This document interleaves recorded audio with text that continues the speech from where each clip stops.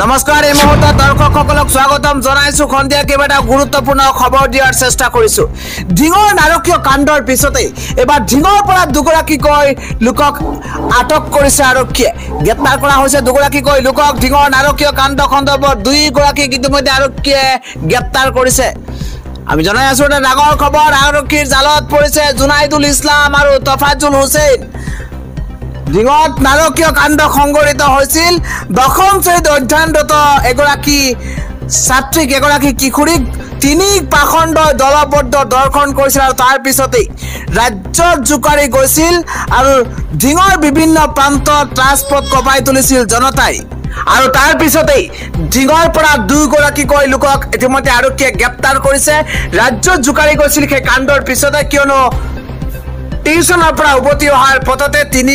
তিনি পাখণ্ড দলবদ্ধ দৰ্শন কৰিছিল কিশোৰী গৰাকীক আৰু তাৰ পিছতে ঢিঙক জোকাৰি গৈছে সমগ্ৰ ৰাজ্য জোকাৰি গৈছে আৰক্ষীৰ জালত পৰিছে জুনাইদুল ইছলাম আৰু তফাজুল হুছেইন আৰক্ষীৰ জালত জুনাইদুল ইছলাম আৰু তফাজুল হুছেইন ইতিমধ্যে অনিৰ্দিষ্ট কাললৈ বন্ধ কৰি দিয়া হৈছে ঢিং বজাৰ টিউশনৰ পৰা আহি থাকোতে তিনি লম্পটে মেলি দৰ্শন কৰিছিল ছাত্ৰী গৰাকীক দোষীক শাস্তিৰ দাবীৰে ৰাতিপুৱাৰে পৰা ঢিঙত তীব্ৰ প্ৰতিবাদী কাৰ্যসূচী হাতত লোৱা হৈছে আমচুকে ধৰি বিভিন্ন দল সংগঠনৰ প্ৰতিবাদত উত্তপ্ত হৈ পৰিছে ৰাজপথ ঢিঙৰ নাৰকীয় কাণ্ড সন্দৰ্ভত দুইগৰাকীক ইতিমধ্যে আৰক্ষীয়ে আটক কৰিছে আজিৰ সন্ধিয়াৰ পৰৱৰ্তী গুৰুত্বপূৰ্ণ খবৰ হৈছে স্মাৰ্ট মিটাৰক কেন্দ্ৰ কৰি অখিল গগৈ খৰব হৈ পৰিছিল স্মাৰ্ট মিটাৰক লৈ প্ৰতিবাদ কৰিছিল অখিল গগৈ আৰু তাৰ পিছতে অখিল গগৈ ঘৰত আজি সংস্থাপন কৰা হৈছে ডাবল মিটাৰ আমি জনাই আছো ডাঙৰ খবৰ অখিল গগৈ বাসগৃহত লাগিছে ডাবল মিটাৰ নিজৰাপাৰাৰ ঘৰত এপিডিচিএলৰ কৰ্মীয়ে লগালে মেনুৱেল মিটাৰ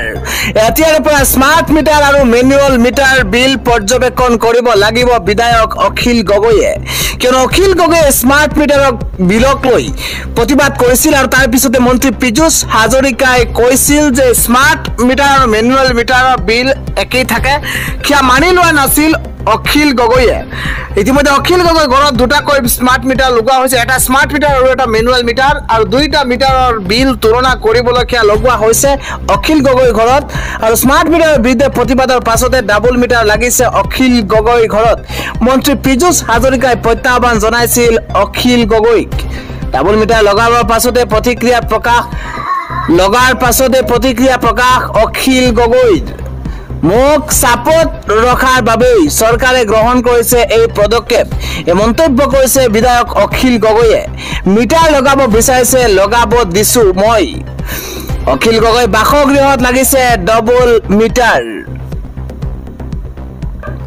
আনে গুৰুত্বপূৰ্ণ খবৰ হৈছে ৰাজ্য জোকাৰি যোৱা আজি এক ভয়ংকৰ দুৰ্ঘটনা সংঘটিত হৈছে ভয়ংকৰ বাছ দুৰ্ঘটনাত 14 গৰাকীকৈ লোকৰ থিতাতে মৃত্যু হৈছে আমি জনাই আছো বিশেষ খবৰ নেপালত ভয়ংকৰ যাত্ৰীবাহী বাছ দুৰ্ঘটনা সংঘটিত হৈ 14 গৰাকীকৈ লোকৰ থিতাতে মৃত্যু হৈছে নৈত বাগৰি পৰিছে 40 গৰাকী যাত্ৰী কঢ়িয়াই নিয়া এখন যাত্ৰীবৰ্তী বাছ আৰু তাৰ পিছতে নেপালত সেই বাছ দুৰ্ঘটনাৰ ফলতে 14 গৰাকীকৈ লোকৰ মৃত্যু হৈছে টানাহুন জিলাৰ মাৰ্চিয়াংভি নৈত বাগৰি পৰিছে যাত্ৰীবাহী বাছখনত আছিল 40 গৰাকীকৈ ভাৰতীয় যাত্ৰী আৰু তাৰ পিছত 40 গৰাকীকৈ যাত্ৰীৰ মৃত্যু হৈছে তাৰ ভিতৰতে 14 গৰাকীকৈ লোকৰ মৃত্যু হৈছে এতিয়া দুৰ্ঘটনাস্থলীৰ পৰা উদ্ধাৰ কৰা হৈছে 14 গৰাকী লোকৰ মৃতদেহৰ সংখ্যা আৰু বৃদ্ধি পোৱাৰ সম্ভাৱনা প্ৰকট হৈ উঠিছে আজিৰ সন্ধিয়াৰ আন এক গুৰুত্বপূৰ্ণ খবৰ হৈছে যাকে যাকে ভাৰতলৈ সোমাই আছে বাংলাদেশী আৰু পিছে আৰক্ষীয়ে খেদিছে ৰেলৱে ষ্টেচনত এক প্ৰকাৰৰ হাহাকাৰ পৰিৱেশৰ সূচনা হৈছে আমি জনাই আছো ডাঙৰ খবৰ কিয়নো বাংলাদেশৰ পৰিস্থিতিৰ পাছতে দেখিবলৈ পোৱা গৈছে বাংলাদেশৰ পৰা ঢাপলি মাৰিছে একাংশ বাংলাদেশীয়ে ভাৰতলৈ আৰু আজি পৰ্যন্ত বাংলাদেশ এৰি এবাৰ ভাৰতলৈ হুৰাহুৰে সোমাই আছে বাংলাদেশী অসমত নদী পথেৰে সোমাইছে যাকে বাংলাদেশী টকাৰ বিনিময়ত সীমান্ত পাৰ কৰাইছে দালাল চক্ৰই আৰক্ষীৰ জালত মহিলা সহ 3 গৰাকীকৈ বাংলাদেশী খেদি আৰক্ষীয়ে ধৰিছে অবৈধ বাংলাদেশীক 15,000 টকাৰ বিনিময়ত দালাল চক্ৰই পাৰ কৰাইছিল বাংলাদেশীক ত্ৰিপুৰা সীমান্ত পাৰ হৈ অবৈধভাৱে ভাৰতত প্ৰৱেশ কৰিছিল বাংলাদেশী কেইটাই নামনি ত্ৰিপুৰা সুন্দৰী ৰেলৰ পৰা আৰক্ষীয়ে গ্ৰেপ্তাৰ কৰিছে বহু কেইটাকে ইতিমধ্যে বহু কেইটাক গ্ৰেপ্তাৰ কৰা হৈছে অসমত নদী পথেৰে সোমাইছে জাকে জাকে বাংলাদেশী পৰৱৰ্তী গুৰুত্বপূৰ্ণ খবৰ হৈছে ৰাজ্যৰ মুখ্যমন্ত্ৰী হিমন্ত বিশ্ব শৰ্মাই আজি কয় যে লোকসভা নিৰ্বাচনৰ পাছতেই ৰাজ্যত বৃদ্ধি পাইছে দৰ্শন কাণ্ড ইফালে মধ্য অসম নামনি অসম আৰু বৰাক ভেলীতো ভয়ত থাকে খিলঞ্জীয়া লোকসকল কেইবাটাও মন্তব্য কৰিছে আমি এটা এটাকৈ লৈ অহাৰ চেষ্টা কৰিছো ঢিঙৰ জঘন্য দৰ্শন কাণ্ডক লৈ ডাঙৰ মন্তব্য মুখ্যমন্ত্ৰীগৰাকীৰ লোকসভা নিৰ্বাচনৰ পাছতে ৰাজ্যত বৃদ্ধি পাইছে দৰ্শন কাণ্ড এই মন্তব্য কৰিছে মুখ্যমন্ত্ৰী হিমন্ত বিশ্ব শৰ্মাই এই পৰ্যন্ত 23টাকৈ দৰ্শন কাণ্ড সংঘটিত হৈছে ৰাজ্যত ইফালে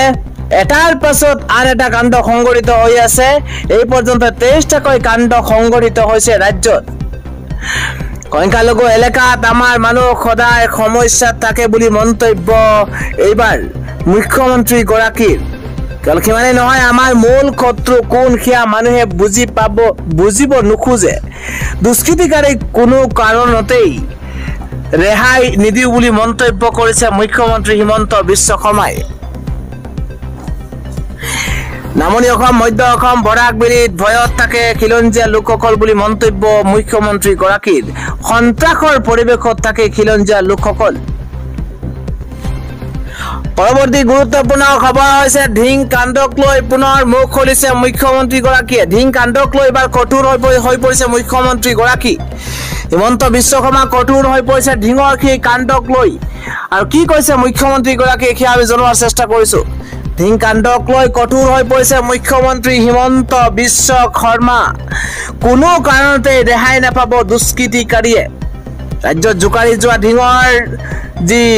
নাবালিকা কাণ্ড সেই নাবালিকা কাণ্ডৰ পিছত এইবাৰ ৰাজ্য জোকাৰি গৈছিল আৰু ৰাজ্য জোকাৰি যোৱাৰ পিছত এইবাৰ